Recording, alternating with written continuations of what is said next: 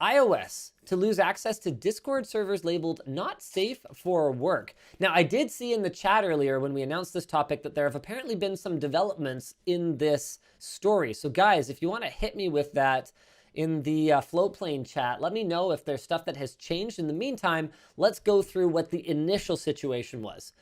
Luke, do you want to run us through this one? Sure. Earlier this week, Discord pointed out that their community guidelines require all adult content to be kept behind not safe for work gates on all servers. So there's server rules, and then there's Discord rules for the platform as a whole.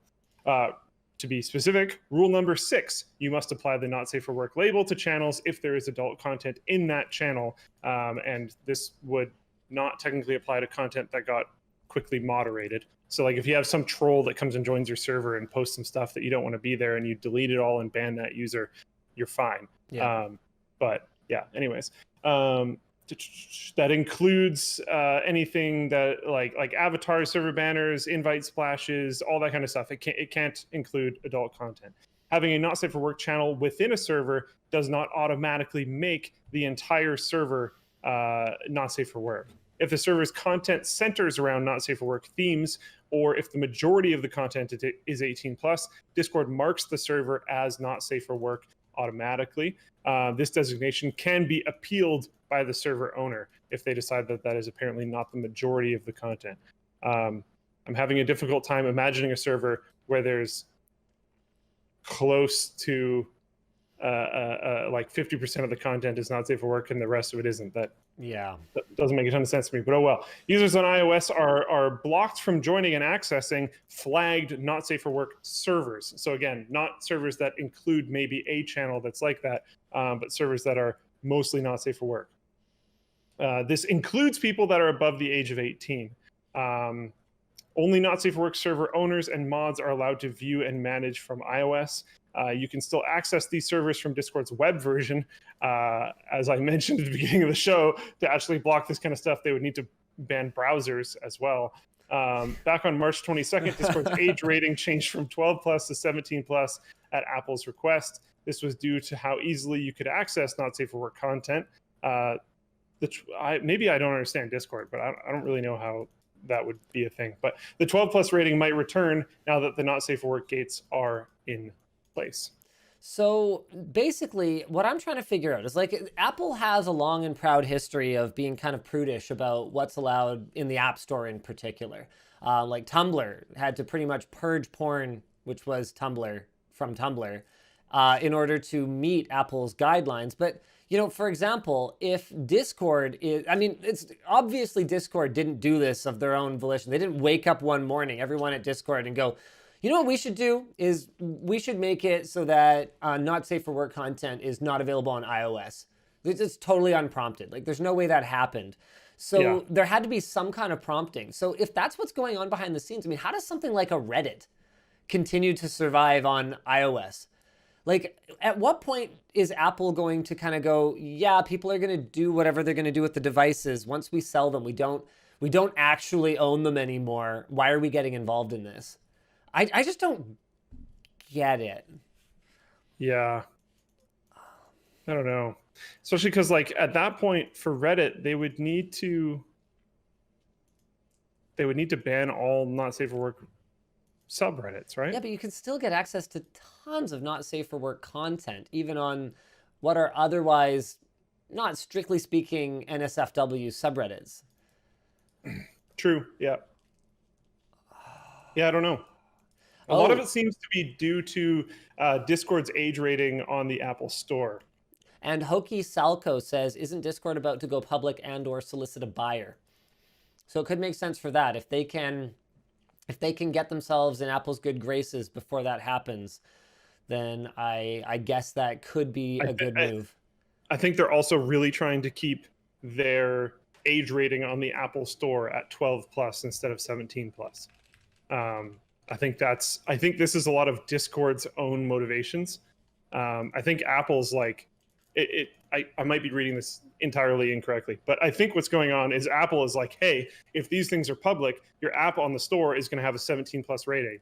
And Discord's like, no, we want that to be 12 plus. So we're going to put some blocks in place.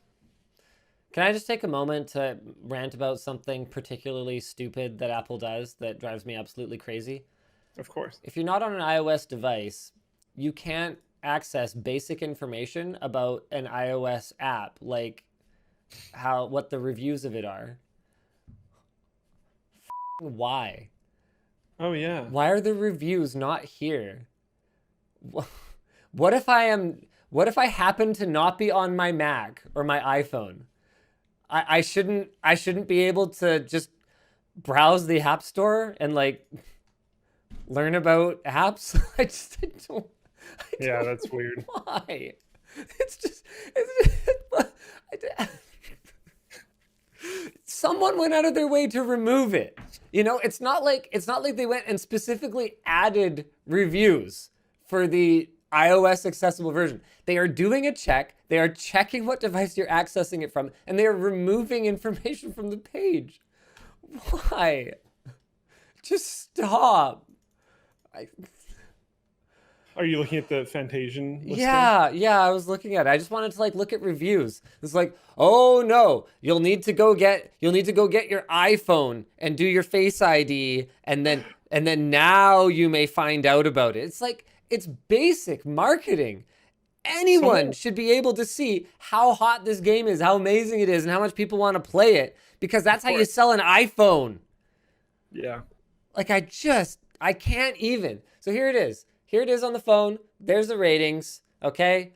I can see category role playing, how many players, if it's controller supported, how big it is. I can read reviews. Is it me? Is it me specifically that they are blocking? It's like, no, I can't see it either. I was trying to look it up, and someone in Floatplane Chat said that they found an article talking about Fantasian coming to PS5, but I asked for the article. They did not produce it, and I have not been able to find it. So I don't know. Yeah, Anthony is helpfully sending me reviews. Anthony forgets that I daily carry an iPhone. Don't worry, Anthony, I got this. Thank you. It's just stupid. If I don't happen to have an Apple device, why? Why? You don't want me to ever get one because I just wouldn't know how great it is over on Apple, how amazing the apps are. Like I can't. It's kind of like how they used to not let you watch the keynote live if you didn't already have an Apple device. Like, that's the kind of just complete and utter arrogance that drives me crazy about this company. Now, clearly they're improving because they do allow you to watch the keynote on a different device now. It's like, duh, that's a good idea. But for whatever reason, you still can't like read a review of an app if you don't own the phone for some reason. It's just, oh, all right. Maybe there's a great reason, okay? Maybe Phil Schiller's gonna talk about it in the next big keynote on the 20th and be like, and here's a big change. Now we actually want people to buy iPhones, so we're making it so they can see what's so great about an iPhone without already owning one. It's gonna be amazing. Weird. You're gonna love it. Someone pointed out that some other apps have reviews available online. Yep. Just not all of them, like that one. I think it maybe arcade ones don't. I'm not sure exactly what the rules are, but like, why would that differential exist? It doesn't matter. It just doesn't matter what the reason is for it. It's a bad reason. It's stupid, and they need to stop.